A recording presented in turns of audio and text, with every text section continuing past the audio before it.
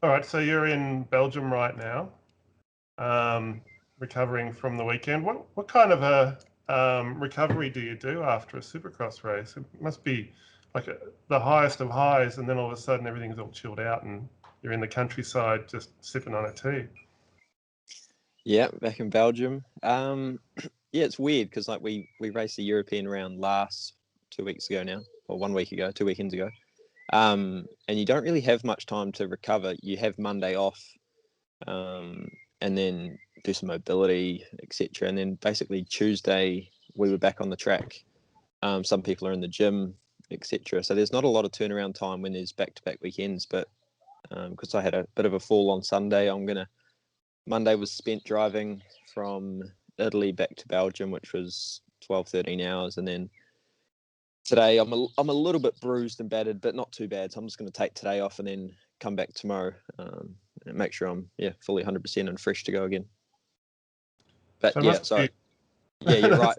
You're right with the highs of highs. Like the World Cup scene is like no other. And sort of every time I spend time away, whether it's off season or whatever, you almost forget it, and then coming back it's just like wow, like even when you're not racing, just being there and watching, it's just like you know how important the race is for yourself but also the other guys racing. So like when I'm watching the finals and semis and quarters, the people that miss out and get through, it's just like wow, like you miss that feeling. And then on a Monday and Tuesday after, you're like damn, I miss it already.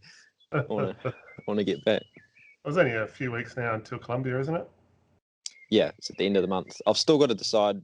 At this stage I'm booked and everything to go, but I'll just need to talk to my parents and see what they think, if it's worth it now with the Olympic qualifying sort of finished, if it's worth the risk going to Colombia. But yeah, at this stage I'm going, so yeah, a few weeks. So last time we spoke to you was before all the racing and everything kicked off. After 2 days of solid racing, what would you say was the biggest difference between racing at Verona and racing, say, at Shepparton or any of the other Supercrosses pre-COVID? Definitely probably the COVID testing. Like every time you go into the track for the first time of the day, you need to show your COVID test and get bracelets, get heat temperature checked, etc. I think a lot of that stuff is obviously new, but once you're in the facility, like it's honestly pretty similar. We weren't allowed to go to the grandstand, which normally at Shepparton you probably wouldn't. You'd probably just cruise around and watch if you wanted to watch, or at Bathurst you could go to the 5 meter hill to watch. I'm trying to think what you did at Bathurst. We'd hardly even race. You didn't really go watch the other guys. But on the weekend they had the first straight was for every athlete and staff member you could go. So they'd all been tested, where the general spectators on the grandstand, which was on the last straight, they hadn't been tested. So they tried to keep us separate. But other than that, honestly, it wasn't too different. They did a good job at keeping it pretty normal, and everyone had their tents. I guess for me, I've never had a New Zealand tent because it costs a lot of money, and typically it's only me at these World Cups. So I've always normally sat with the leftovers, which is just like a few South Americans and maybe some overflow riders from some bigger countries that sit in a big tent, where there was no that wasn't a tent this weekend just because of COVID reasons. They wanted to keep us all separate. So thankfully, the guy I travelled with from Belgium, he took an inflatable tent, which we just put up, and had the New Zealand flag in there, and just sort of made it my own, which was quite nice because I like being by myself on racing and not getting distracted or frustrated by people around me and etc. So I was just by myself, and I really liked it. Was it really still a social kind of event? People talking and joking around like they would any other time, or do you think people were sort of a bit standoffish? No, not sure if I should say it, but no, it was completely normal. Basically, you wouldn't wear a mask from the moment you're warming up to, I guess, between races. But even then, I'd stick to myself in my little tent, so I wouldn't really put a mask on then either. But no, it was completely normal, especially in staging and practice, and warm up, everything. So no, I'm grateful that they could run it so so normal, and yeah, I think it went really well.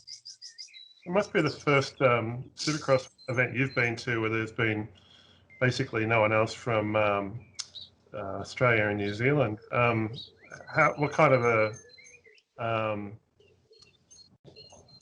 reception, I guess, do you get from all the other riders that realise, you're there, you're alone, and do they sort of welcome you under their arms? Because you'd know quite a few of them by now, wouldn't you? Yeah, it was actually quite weird not having any Australians and stuff there. Obviously, Caroline was there, which I talked to her a little bit, but she was kind of doing her own thing as well. And her partner's over here as well, so that was good for her.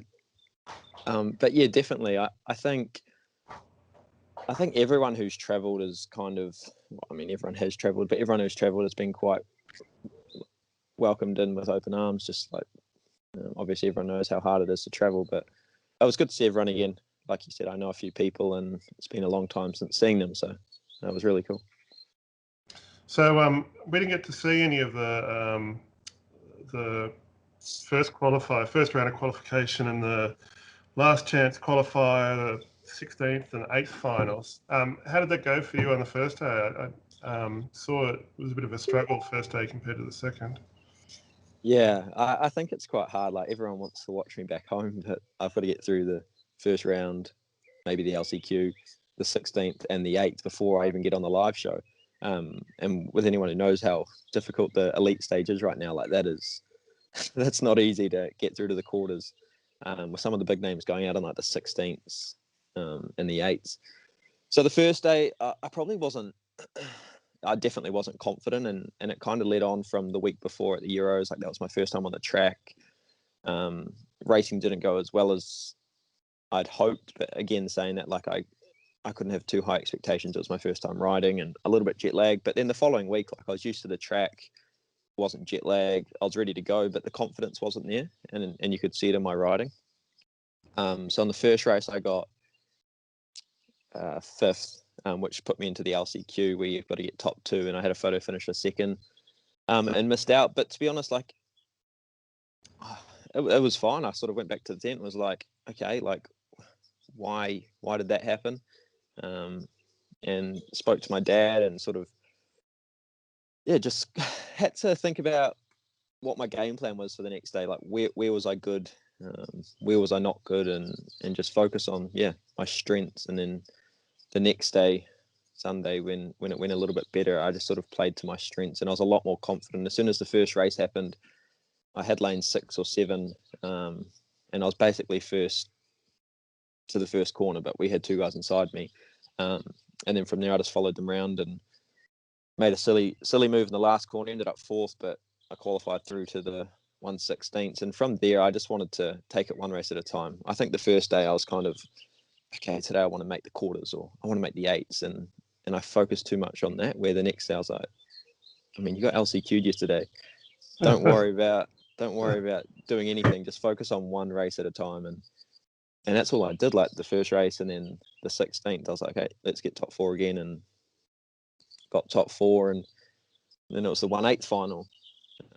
Got top 4 again, and then I was on the live show on the quarters and got top 4 again. And the same thing when I went up for the semi, I felt like I belonged there in the semi, and I felt like I was ready to go. And the way I race, I always know I'm going to beat a couple of people in the race, no matter who they are. And it's easy to sort of look at the gate and be like, man, like, I guess I couldn't beat this guy or this guy, but it's impossible for 8 guys to ride their perfect lap. So you've got to take advantage of the 4 guys that aren't riding their perfect lap and try and squeeze in the top 4. And the way my semi worked out, I went a little bit late off the gate on purpose to try and follow Graf into the first corner, which it kind of worked out all right. And I think I was 4th or 5th into the first corner. And then I was 5th out of it. And I just knew, I was like, I've just got to get one of these guys. And down the 3rd straight, which I had good speed all weekend, I had so much sort of confidence that I could get one of them. And yeah, I think if you've seen the video, I was coming in hot to that last corner where I'd made a lot of moves that day. And just unfortunately, the guy in front of me had jumped across and he clipped my handlebars. And that's You're on the back wheel at the time, weren't you, when you come across? I was jumping, yeah. I actually jumped because So normally I would manual that jump, but I actually jumped to slow myself down a little bit because I was coming in almost too quick for that corner. And I didn't want to end up next to him. I wanted to be a little bit behind so I could get the high low.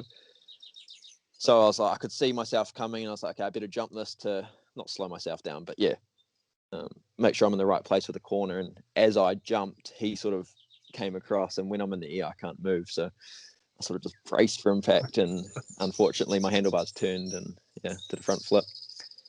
But yeah, as soon as I crashed, I was stoked with I'd rather do that than sort of ride a lap in seventh or sixth and not crash or whatever. Like, I actually really fought for that position. Down the first straight, I had to squeeze into the first corner, and then I was really aggressive around the track to sort of push in. And like I said, I was confident I could have made that final with the way the semi went. But I'm happy as with the semi. I actually, as soon as I crashed, I was in a lot of pain at the time, obviously a little bit winded, and I just got up straight away and I was like, just finish the race. And no, I was stoked. I was really happy with how I did it.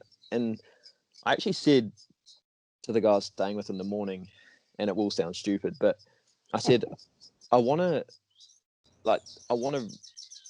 race really aggressively, or I want to crash trying to. Like, I wanted to put my nose where it didn't belong and either stick it or crash. And I'm okay with crashing. Like, it's part of our sport. But the way it ended out, like, I was really pushing it, and I crashed, and that's life. So no, I was really happy with it. And I noticed the rankings have been released, and I think you were 23rd, 24th, around that area after the 2 rounds. That's not a bad effort. Yeah, especially after round 1. Like, I would have got 0 points for that. No, it's good. I'm not too worried about the rankings and everything, especially after UCI released the Olympic stuff. But no, it is cool to see. Yeah. So, what do you think will make you decide whether or not to go to Colombia in the end? Do you think it's just for your experience because you're already halfway there, or do you think you got that bit of motivation now that you got so close to the final? There's potential for a finals berth. Yeah. I guess Argentina 2 years ago gave me that belief that I could make a final. I got sixth in the semi there as well. But yeah, I guess with the COVID stuff right now, like going to Colombia, there's riots on at the moment in Colombia as well. So maybe I've just got to weigh up if it's worth it. New Zealand's banned India and Brazil from flying into New Zealand, and I mean, any day they could ban another country, and if that's Colombia, then I'm in trouble getting home. So I've just got to weigh up those options. And like I said, with the current world, maybe I'm better off staying in Europe a little bit longer and racing a European round in Surrey Arms. I'm not sure. At this stage, I'm booked and ready to go. I've just got to make sure it's smart and they're not going to affect me getting back into New Zealand. Oh, that makes sense. So have you heard much from your fans back home since the semis yesterday? Yeah, I've got lots of messages from my family and friends around congratulating me. A lot of people couldn't watch it because of the time. And obviously with the Olympic channel doing it now, lots of people don't know where to look. So I've seen that they have shared a replay, which is quite nice for people to scroll through because there's only quarters, semis and finals on there. So they'll be able to find me quite easily. But yeah, I've heard a lot of nice messages and asking if I'm all right, which is nice.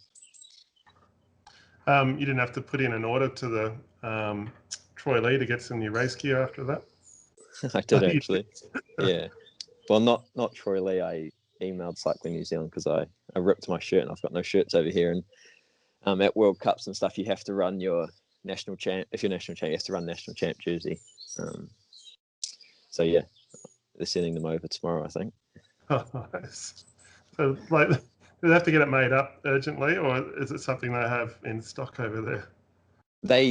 Normally they would, and I was a little bit worried they wouldn't be able to get it quick enough. But luckily, they had some plain New Zealand champ jerseys with no name or number.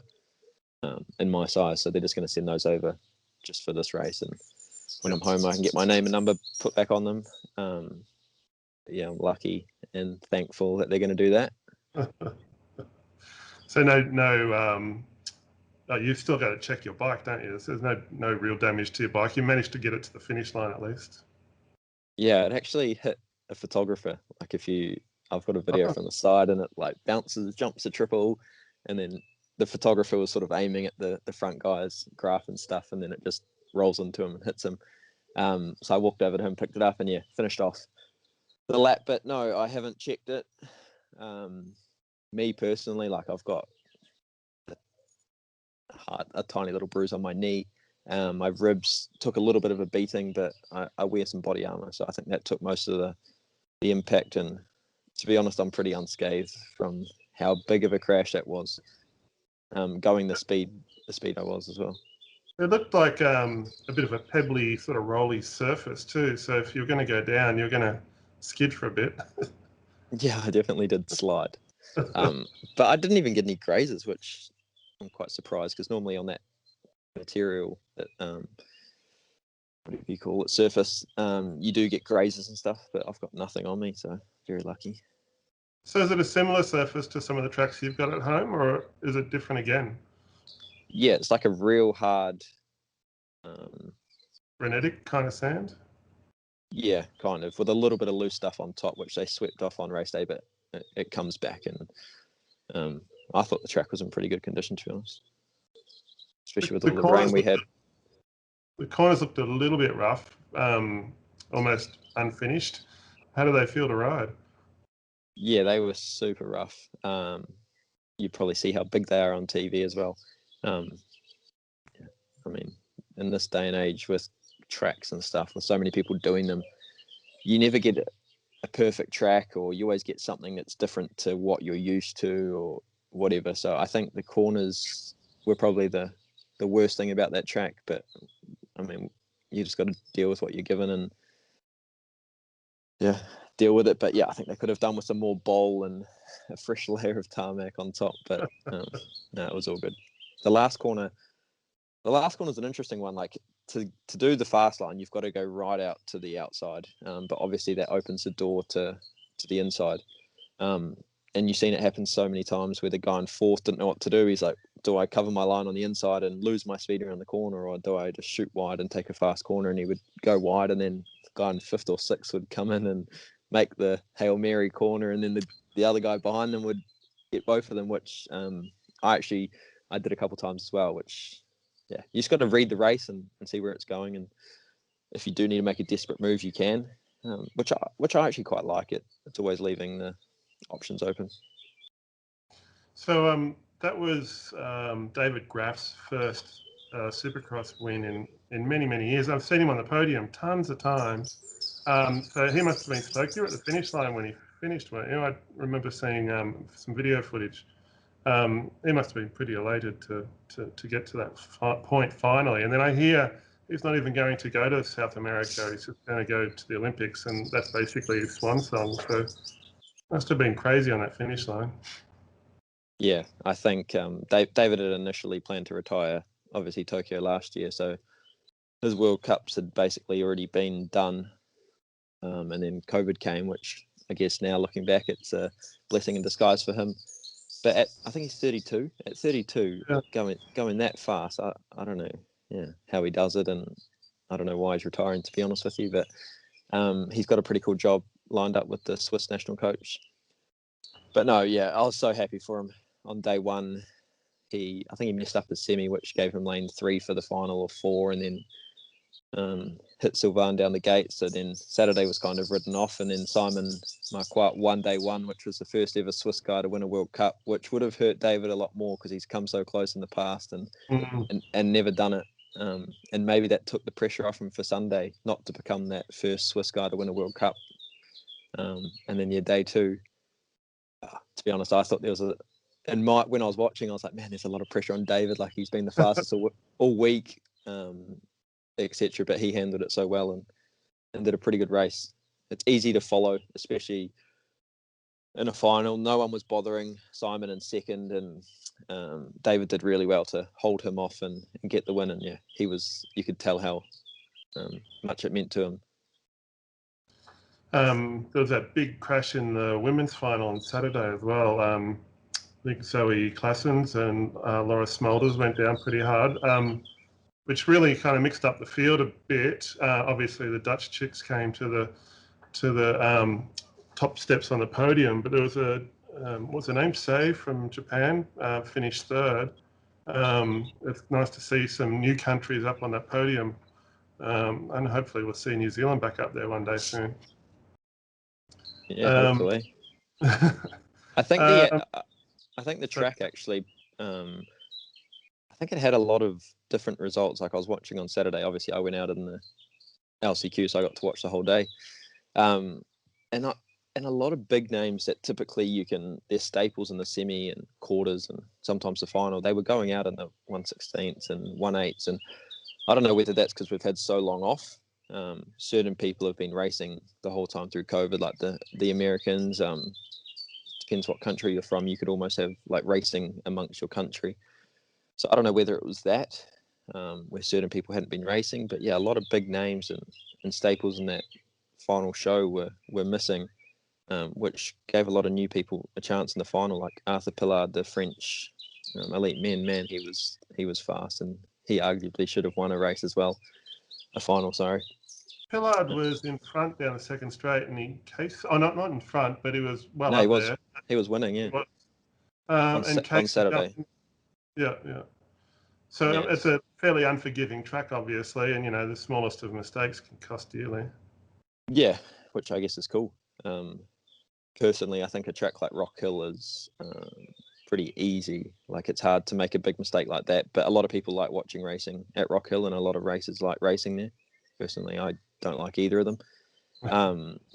But yeah, Verona, it's one little mistake and it can be deadly, which I don't know if that's good or bad, because there was a lot of bad crashes, which no one likes to see. But then again, it makes racing exciting because you've got to be precise with your bike and precise with everything else. So, I can't think of. Oh, actually, who would have been the standout rider for the whole weekend to you? Having seen all of the action go down, was there someone new that sort of shone through that you probably hadn't really seen much of in the past? I think Simon Marquardt, the Swiss guy. I think he's always been, for the last few years he's been fast, no doubt about it. But I think making the step from being fast to being on the podium at a World Cup's a big step as well. And he went first the first day, and then millimeters from beating Graf the next day and get second. So you'd have to say him with his consistency, but also Arthur Pillard and some of those other guys. They were definitely stepping it up as well and showing them that they're fast.